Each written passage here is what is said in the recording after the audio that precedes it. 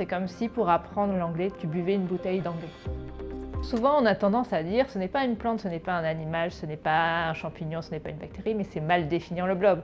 On ne définit pas un être vivant parce qu'il n'est pas. C'est un myxomycète, un organisme unicellulaire, mais unicellulaire qu'on peut voir à l'œil nu. Ce qui est quand même assez exceptionnel parce qu'il n'y en a pas beaucoup d'autres des cellules qu'on peut voir à l'œil nu. Le blob, c'est le nom qu'on lui donne en France. Ça vient d'un film qui est sorti avec Steve McQueen dans les années 50-60.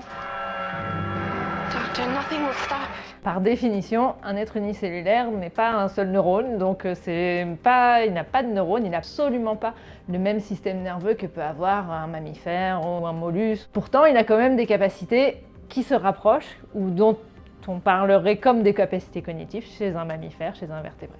Ces capacités cognitives qu'on a décidé de mettre en valeur, ça va être ses capacités d'apprentissage, de mémorisation. On se rend compte que le blob, il y a certaines substances qu'il n'aime absolument pas, qui sont vraiment des vrais répulsifs pour lui. Le café, le sel, la quinine. Donc les scientifiques, ils aiment bien provoquer un peu le blob, le mettre au contact de ces substances. Et les premières fois, il va buter contre cet obstacle, il ne va pas aller chercher sa nourriture que l'on met de l'autre côté. Et puis, quand on répète l'exercice, au bout d'un moment, il n'a plus de choix, il a faim. Donc il va franchir ce barrage et on se rend compte que plus on reproduit cet exercice, plus il franchit ce barrage vite. Donc il y a vraiment un apprentissage. Si on le met en dormance tout de suite après cet exercice-là, il va pouvoir s'en rappeler 6 mois après. Si on ne le met pas en dormance mais qu'on arrête de lui proposer, ce ne sera pas tout à fait les mêmes résultats. Il va recommencer à être un petit peu lent, mais plus le temps passe, plus on lui propose cet exercice, plus il est rapide quand même.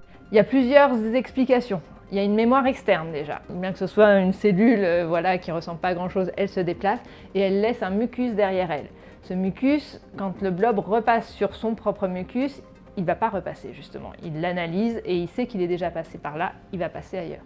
Et puis on sait aussi par exemple que pour les molécules répulsives, en fait il les intègre, il les absorbe et elles restent en mémoire dans lui, en fait, comme si ce code réduce-tour du CNRS dit, et que je trouve très parlant, c'est comme si pour apprendre l'anglais, tu buvais une bouteille d'anglais. Est-ce qu'il est intelligent? On ne tranchera peut-être pas là-dessus, en tout cas, il montre des comportements intelligents, et ça, c'est déjà pas mal.